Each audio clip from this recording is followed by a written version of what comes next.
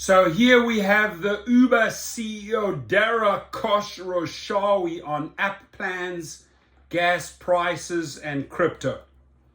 It's literally 15 minutes of this, okay? That's exactly what this is all about, these two things.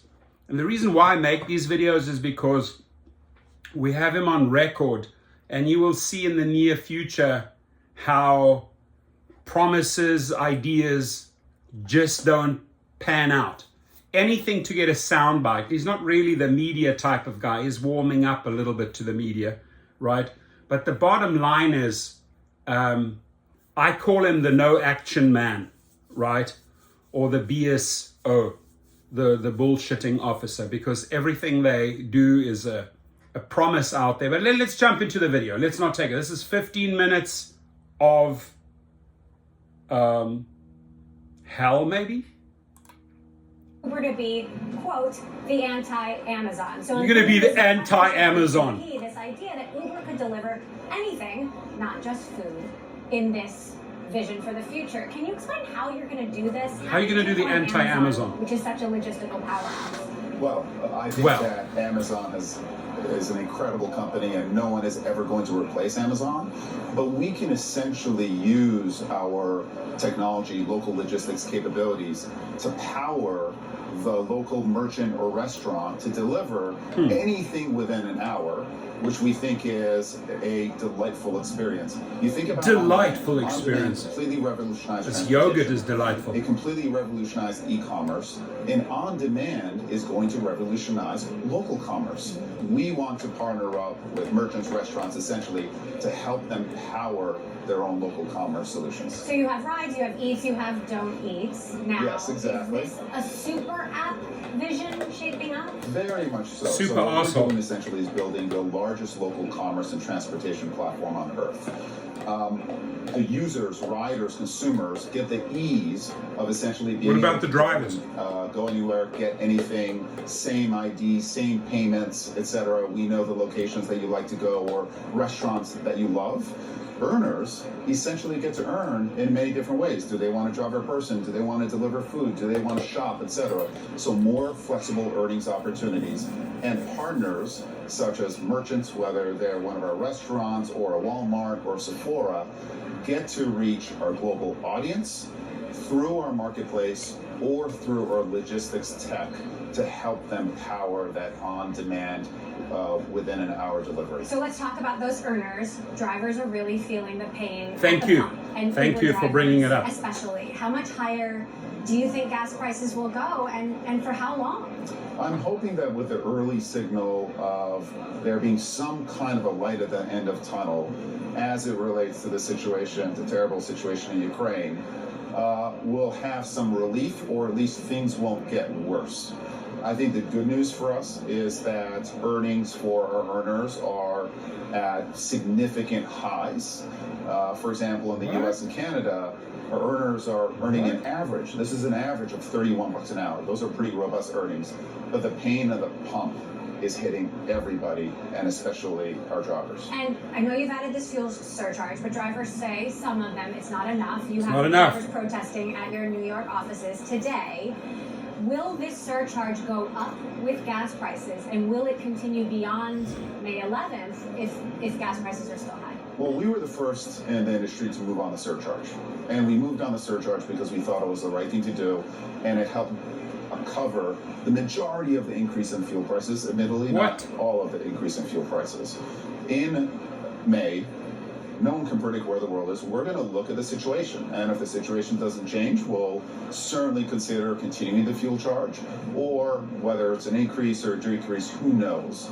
We are who knows? We want to be there. Who knows? Exactly. Who knows at Uber? Nobody knows. Who knows? Nobody knows. Lowering your take rate or increasing theirs? Generally, our take rate is lower now than it has been historically. And over the long term, we essentially want to earn a fair profit. And we're doing everything that we can to drive automation and efficiency of our own system so that we can put as much of the dollar that, let's say, a rider spends on Uber to put it in our earners' pockets. The more money we make, the more money they make. So you've got gas prices at highs, inflation at 40-year highs, a new variant that's potentially more contagious. How is this impacting supply and demand? We're not seeing any kinds of impacts on supply and demand. We continue to hit records as it relates to mobility and delivery and our commerce business that we're talking about here. So it really isn't showing up in the business. Earners growth continues to be very significant. More earners are feeling safe. They're coming back to the platform. Everybody wants to get out of the house. And so we're not seeing any kind of a signal at this point that would indicate something is going the wrong way, but we have to be hyper vigilant. And I think for us, we're benefiting from this secular trend, on-demand transportation, on-demand delivery of anything. And as a result, I think we will be relatively resistant to whatever happens, in the broader economy. You mentioned we're at post-pandemic highs for rides. When do we get to pre-pandemic highs? It's going to happen sooner than you think. This year still? Definitely. Really? Now I want to talk about the war in Ukraine. I know you worked to pull a number of employees out of Ukraine. You've been offering free rides, especially at the border. What is the status? Dude, you canceled the drivers in Ukraine the first day. You reactivated them 3 days later. Our employees who wanted relocation have gone relocation. We're tracking them and their families. That comes first. Second, we are running our systems in the towns that the government wants us to run them. And we're actually now plugging in our Uber Direct, which is our logistics technology, to be able to power the UN to carry food around. And at the same time, what we're doing is we're raising money for Ukraine. We've raised over $2 million through kind of donate buttons. It's incredibly easy to use. And the donations have poured in a way that we never expected. Now, you do still have a stake in your joint venture with Yandex. And I know you've had Uber execs resign from the board. You said you're working to accelerate the divestment of that asset. But when you open the Uber app in Russia, you can still call a car. Yeah, why is that, Dara? Why are you still sleeping with Putin? It's only branding of our scumbag. technology. There's no Uber technology being used at all. It was part of the original transaction. Uber is a very big brand globally, including in Russia as well. Yeah, but you're still sleeping with Putin. We don't directly Putin. touch that in any way, shape, or form. So what's the progress on selling off this asset? How far are you willing to go? Because who's going to buy a Russian ride-sharing service right now? Exactly. I think right now everything's on hold. So we have stated the intent to sell. I don't know. We will sell as soon as reasonable. I think right now the fact is people are good tough questions. I like it. You're asking tough questions. Resolving this terrible situation in Ukraine, and hopefully then moving forward with some semblance of normalcy, then we'll look up and see what we can do. We already divested about $1 billion out of that business, so this is something that we have thought about earlier. It's not something all of a sudden that we thought about in this context, and we'll look to conclude the divestiture as soon as reasonable. Uber shares are down. DoorDash shares are down. Instacart just lowered its valuation by 40%. Tough questions. How long do you expect this market Emily, keep on peppering him. And what are you bracing for? I don't think you can predict the market. That's certainly not my job, right? My job is to run a business. You're running a business? Really? You are running a business? Oh my God. Please don't make me laugh. You're destroying a business. Than our promises. We've said we're going to be free cash flow profitable for this year. The mainline Uber mobility business, can't keep drivers. The delivery business, Uber Eats, and the freight business. And the freight are going to be profitable. And the bullshit. EBITDA. So I think relative to our competition, we made the pivot to profitability sooner and at a scale. And I think the reopening for us is going to be a reopen your brain, asshole. Than, let's say, some of the other delivery players that we're competing against. Big milestone in London. You signed a new agreement with TfL, 2.5-year extension, which is a big deal because little bit of positive news there. Your last two requests, I believe. Phew, lucky. Also committing to full electrification by 2025. Yeah, but taking the green surcharges away. We committed to full electrification quite early, and every single ride in London, essentially, we take some amount of that ride, put it into a pool to help drivers in London move from gasoline-powered cars to electric cars. So this has been, it's part of Mayor Sadiq Khan's vision. We love that vision. So we have been working on electrifying our fleet, and we're going to get it done. You just got New York City cabs on board. I don't Yes. think anybody thought that would ever happen. Who's next? Is it San Francisco? We're certainly talking to many cab companies out there. This is actually a product that we built outside of the US. We've been at it for years. Yeah. We have over 100,000 taxi cabs on our platform, benefiting from the demand that the Uber platform and the services and the earnings that Uber brings. And this is just an extension of that same technology that we're building. Super excited about New York. Super excited. And it will be followed up, hopefully, with many new announcements in many new cities. Labor Secretary Marty Walsh said last year that he thinks some gig workers could be or should be classified as employees. It's been reported that you've had conversations with him that have been productive.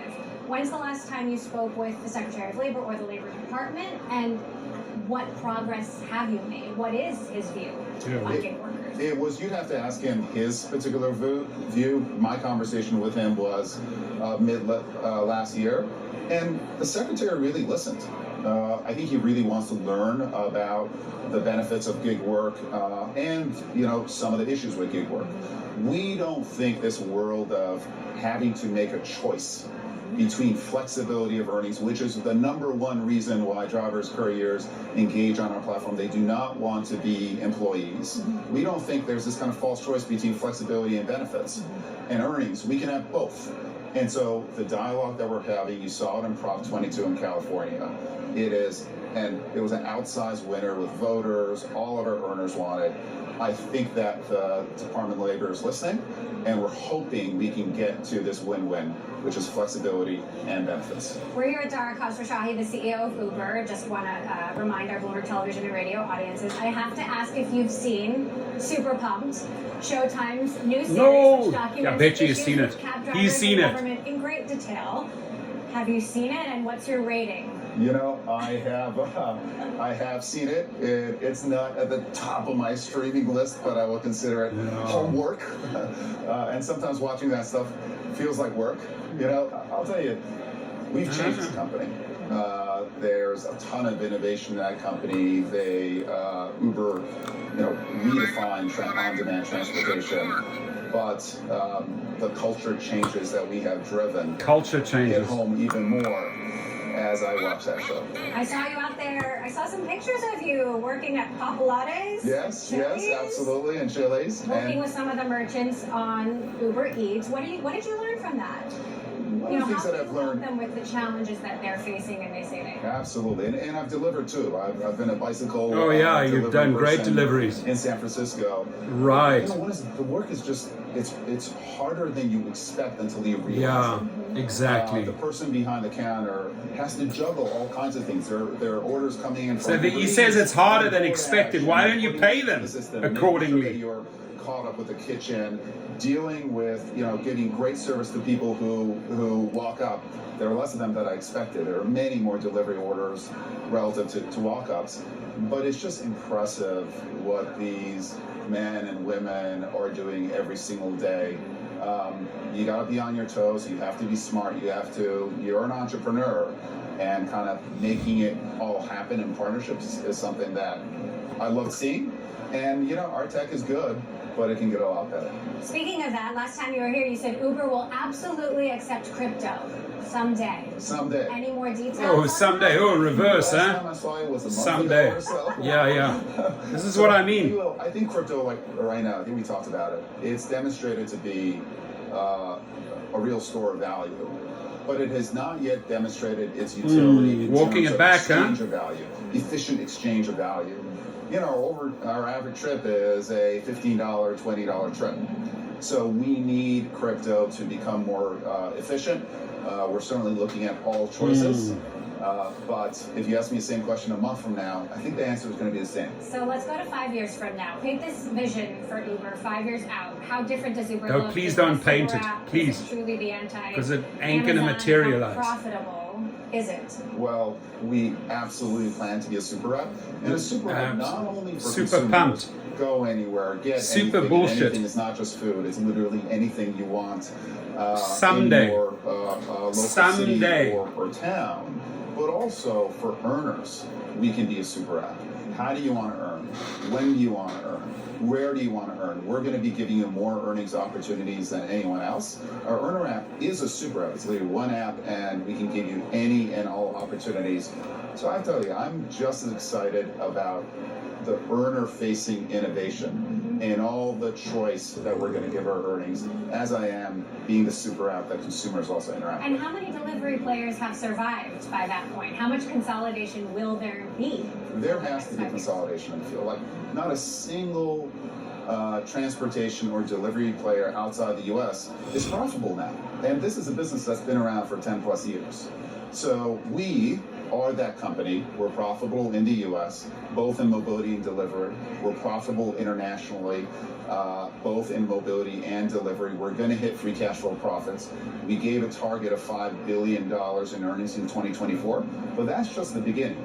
We plan to be growing top lines very quickly with incremental margins, and I think we are going to show separation from a lot of other players who haven't been able to demonstrate both top line and bottom line growth.